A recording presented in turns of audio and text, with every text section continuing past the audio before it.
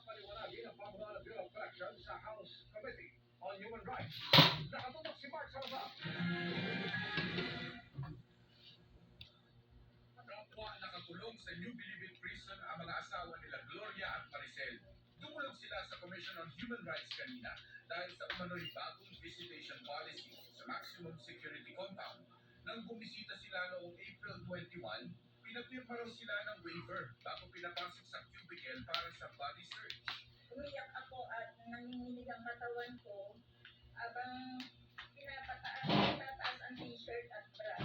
Pinababad din ang pants at underwear ko.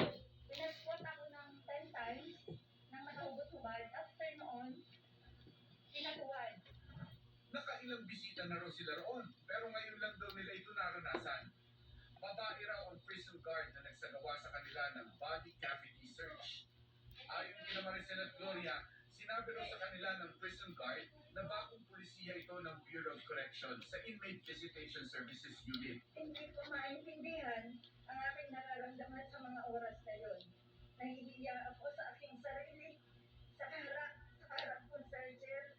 Pakiramdam ko, tinapaktapakan ang pagkatao ko. Ang lipilat ko bilang tao. Na ito na lang ang mayroon ako.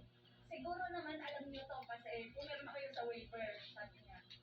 Pero, problema po kami sa waiver, pero hindi po kasi hindi naman siya naka-specify doon kung anong searching ang gagawin sa amin. Basta waiver lang na pumapayag kami sa anong gagawin nila. Sabi ni Bucor Director, retired General Gregorio Catapang, hindi pa nakakarating sa kanya ang